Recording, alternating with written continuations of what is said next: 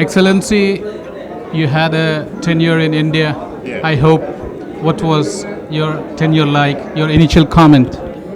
My tenure was very enjoyable in so many ways. The first way is what you are seeing now, the kind of people that I came across. Very warm, very friendly people. People who are curious to learn more about Nigeria, which I represented until my tenure ended. And then the second one was the opportunity to be exposed to a different way of life. You know that most African countries were colonized by Western powers, just like India was. So the elite in Africa tend to be exposed to the Western societies, and you know that the ways of the Western societies are slightly different from the ways of Oriental societies. So my experience here has given me a greater balance in the way that I look at the world. Then the third one is India itself. You know that India has increasingly become a choice destination for multilateral meetings. You know, ever since the United States started withdrawing from the world, so to speak, India has now come after New York and Geneva in terms of multilateral meetings that affect the whole world. India is, I think, is the third choice destination, and it's growing. You know, so the diplomatic community that I met here, very diverse. It was an enjoyable thing, and what you are seeing here, I'm sure that it will take a panoramic picture of what you are seeing here is a testimony to the fact that I made friends. Nigeria, your own country, has a very big role, not only in the African continent, but across the world, non-aligned world. Nigeria plays a very big role. What is that you would like us Indian to know about Nigeria? If I may ask, request you, Excellency, in a nutshell. Yeah, what I would like Indians to know about Nigeria is I will illustrate it like this. I've been invited to many places, universities, you know, think tanks, you know, to come and give talks. And I've always said that what I notice is that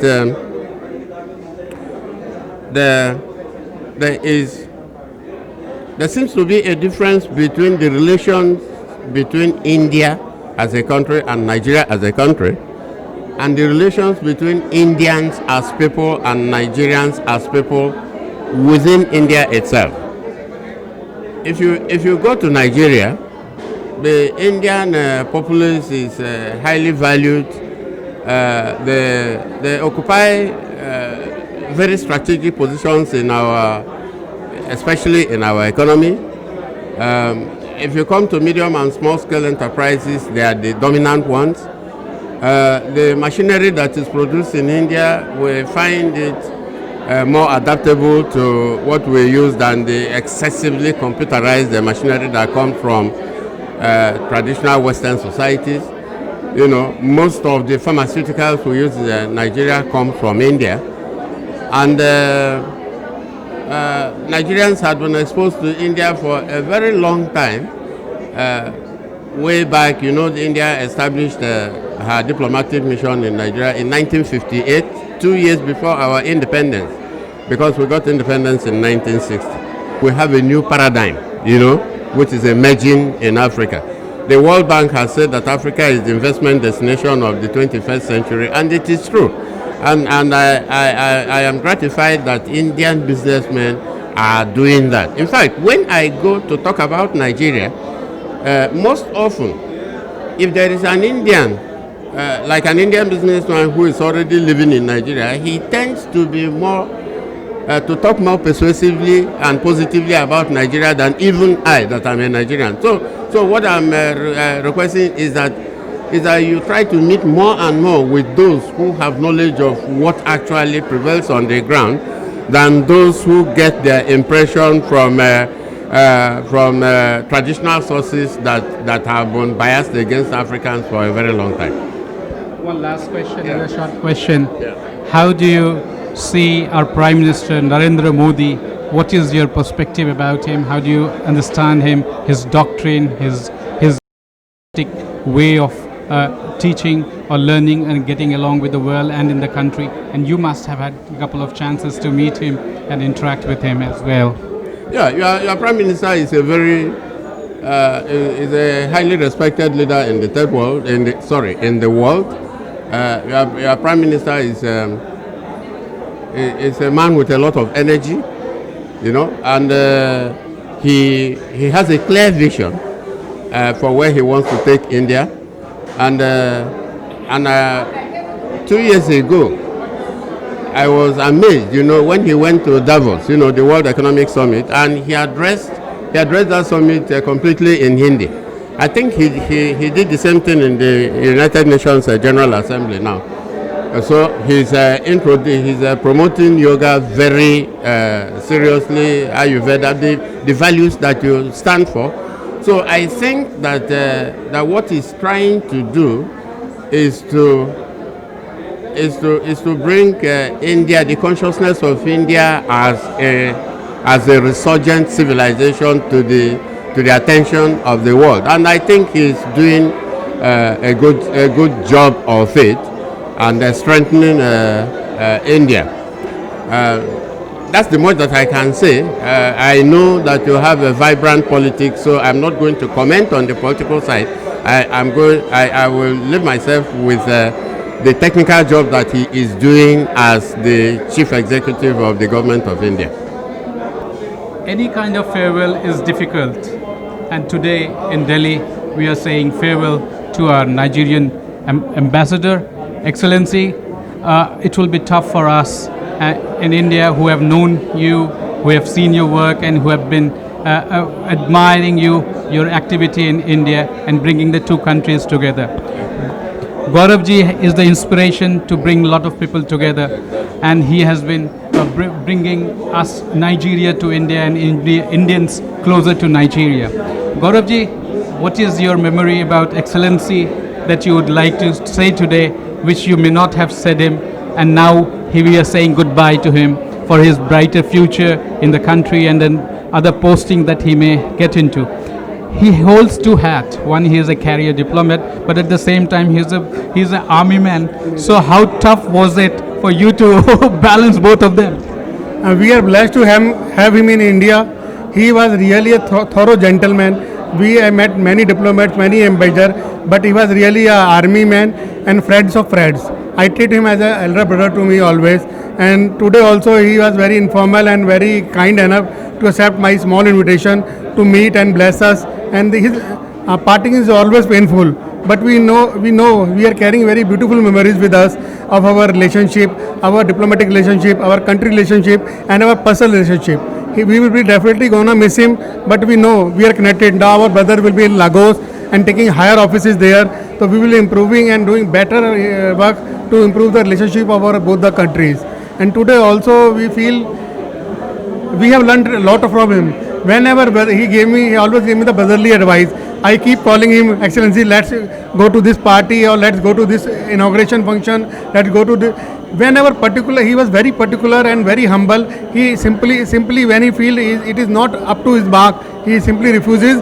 And we also learned a lot from him. So we have to be more disciplined like army people, and we have to learn a lot. Okay, we cannot take him for granted, but it is a very beautiful memories we are carrying, and we have done a lot of program in his embassies also, whether doing his yoga program. Remember, we did violence against women, the end of violence against women program with him, and lot of he's always instrumental and inspiration for us, and he always encourages us to do better and bringing us together. It will be very tough for us to give him a farewell, but we know the life goes move on, and we wish him all success and all much better position in the country and taking us and we will soon going to see him in Lagos. Most probably he will be calling us one day there, and we will be going to again see him in Lagos. Thank you, Excellency. Excellency, memories are cherished Yeah. and more cherished when you miss your close ones. That's the sad part of our human interaction. What would you say to Gaurav? Because he has been a champion who has brought so many people together to you and brought us also to you. I've never seen somebody that has the energy, the empathy, the goodwill, the compulsive affinity, to his fellow man like him. I'm saying that not because he's here. Like I said earlier that coming to India avails me the perspective of looking east. In the West, the stress is on material things. In the East, the stress is on the spiritual. And I never look for any guru here. But if I would say that somebody has been an informal guru to me, it's him. No. Honestly speaking, I'm very serious about it because what they teach in precepts. You do this, you don't do this, you do this. He's a person from the way that I have interacted with him for 3 years. He's a man that lives out his principles. And if there is any improvement in my character here, he is one of those that I owe that improvement largely to. I don't speak lightly when I'm saying this. We know that you're the Major General yes, as well, so yeah. we have to go by every word that you say. I owe him a lot. He will not, I don't think he will understand how much I owe him. This is your humbleness and your greatness. You are saying this. We are learning daily by you, and this our connection will not end forever. We will stay in touch always on the WhatsApp, on the mails, and learning from each other. It's blessing. God is great. Having been here and seeing the interest that Indians generally have in Nigeria, and rightly so because there are lots and lots of potential opportunities there, what I will do is that when I go home, if anybody has any need for any kind of hand-holding in whatever you want to do in Nigeria, and you think that I can help, if you call me, I will do the much that I can. Our capital is in Abuja, and I live in Abuja. But the business capital is in Lagos. Everybody knows that. But anybody can always fly. Flying to Lagos is 1 hour from Abuja, and there is nothing that you cannot do with communication these days. All the bureaucratic institutions that you need to deal with, if you need them, most of them are in Abuja. He has my number, and anybody that wants it can get it from him. So let me once again thank you and namaste. आज हमारे यहाँ एक meeting हुई जिसमें Nigerians ambassador साहब और गंजू जी और सारे बड़े बड़े लोग आए हुए थे, और सभी ने अपने फूड और इन्जॉय किया. एक मीटिंग हुई और हमारे को बीकानेर वाला आउटलेट बाहर नाइजीरिया में भी खोलने के लिए उन्होंने कहा कि आइए और खोलिए. और हम लोगों को मेडिटेशंस, योगास और खाने की जो क्वालिटीज़ हैं वो सभी जगह फैलने पे हम उस पर डिस्कस कर रहे थे कि हाउ वी कैन उसको फ्लैश आउट कर सकते हैं वर्ल्ड वाइड. और हम चाहते हैं कि ये चीज़ें आगे बढ़ती चली जाए. अपना एक बेस्ट फूड है बीकानेर वाला, बीकानो, वो सभी जगह फैले और अच्छी तरह आता रहे. और क्वालिटी फूड है, और जो लोगों ने हमें यहाँ प्यार दिया, जो हमें आनंद दिया, आराम दिया, बड़ा अच्छा लगा. Thank you. आपने भी जो हमारे बाइट्स ली और कुछ लिया उसके लिए धन्यवाद.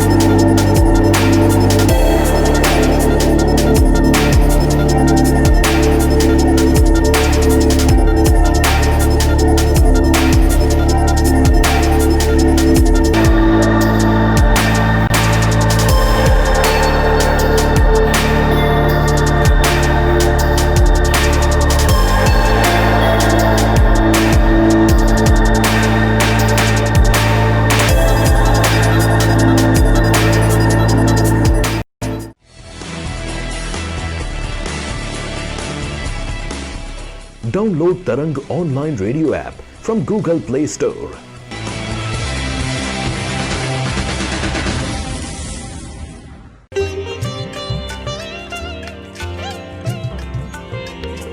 You are listening to Tarang Devotional Online Radio.